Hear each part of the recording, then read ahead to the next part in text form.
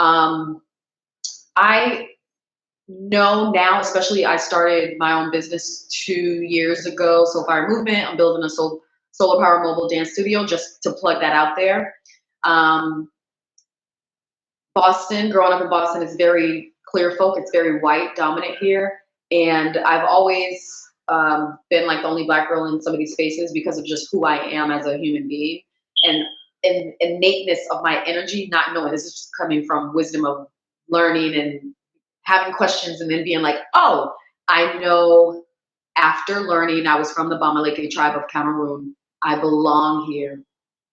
There's an essence of I belong here. And there is an essence of we're all human, but I am better than what you colonized me to think I am as a Black African American. Like, whoa, yo, rich girl history.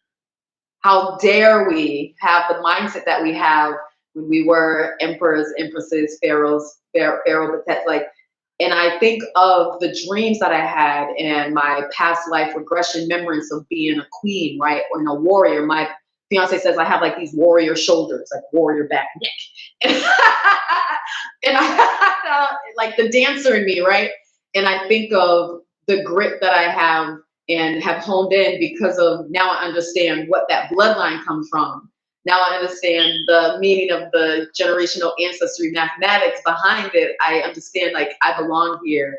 And winning International Dance Hall Queen was another stamp of like, I belong, like, yo, your essence, like spirit, you're being remembered right here.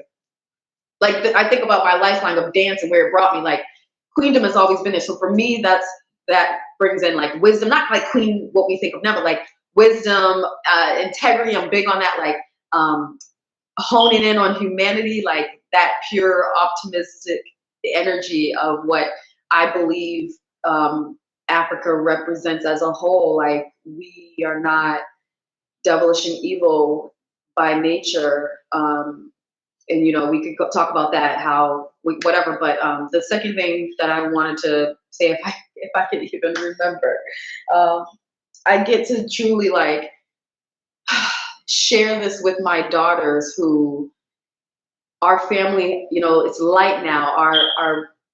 We have no, my mom and dad are gone. My grandma, my grandparents are all gone, and I get to hopefully, Marlon, like you said, how generational, how our, you know, traditions and stuff are being taken away by one generation. I hope and pray that that is still instilled in my daughters, that then they have their own kids and be like, if at all they forget, or if slavery gets diminished through history books or in the home, this bloodline of like, you know, we stem from like Cameroon, Bamileke tribe.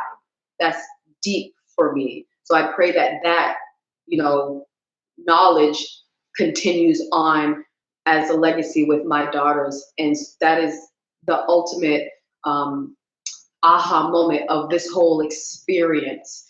Because there are just so many things that I had learned, that I started to learn once I dove in to learning about Cameroon and the Bamileke tribe, and then it instilled in me the understanding of why I am the way I am and why I'm doing what I'm doing for the future. And honestly, on a spiritual essence, why for sure I want to go back home.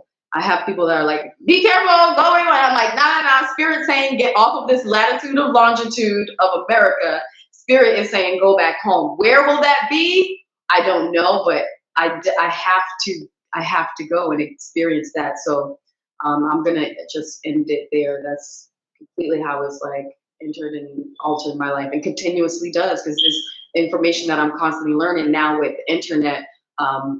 Pulling things out of the wash. What goes into the wash comes out in the rinse. Like now books are being exposed about things that were covered. And, you know, so I appreciate the times, like you said, where we grew up in a time where it was like almost trying to blotch us out of history during the 70s and the 80s. Like, whoa, the family ties that were broken during that time. And now, like you said, the young folks, you know, are bringing it back into us. And it is unfortunate that the language part, because dance with African artists, and I've also had to. That was the second thing I was thinking. I've had to kind of battle the African diaspora of like, I'm Black American, they're from Sierra Leone, from Nigeria, and like this misinformation about what it's like to be Black in America, and they didn't learn what it's like to be Black in America, and we didn't learn what it was like to be what it was like to grow up in different parts of Africa. So breaking that bridge too, and having those conversations with my artist friends and with my African friends now, it's like we could bridge it and understand that like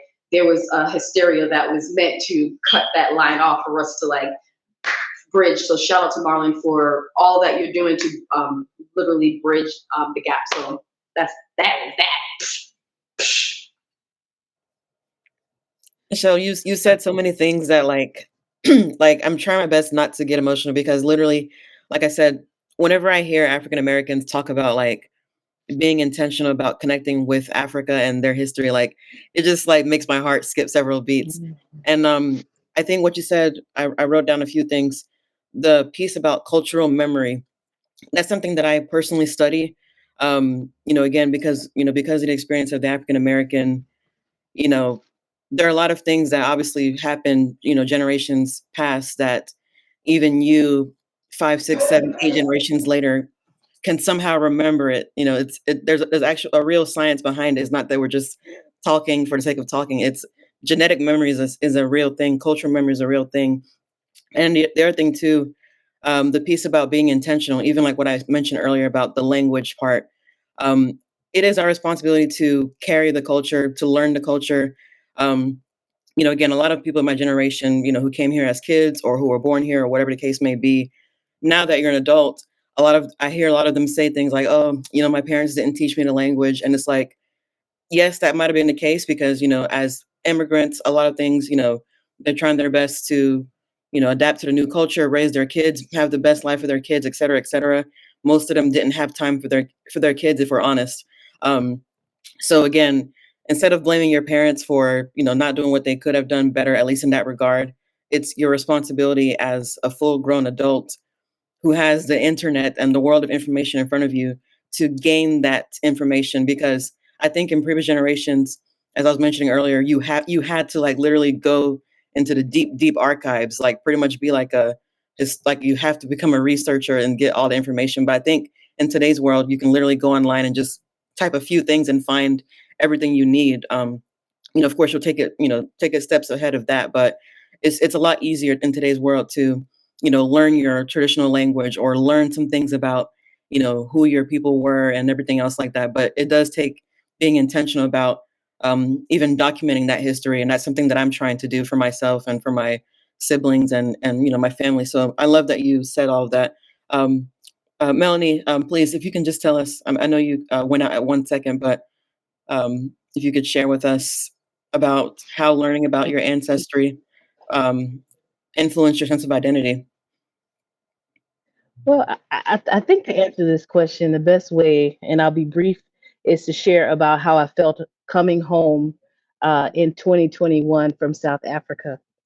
I had had a marvelous time there of feeling an immense amount of freedom that I've never experienced. From like, why do you wear bright colors? Nobody ever asked because everybody was dressed in brightly colored.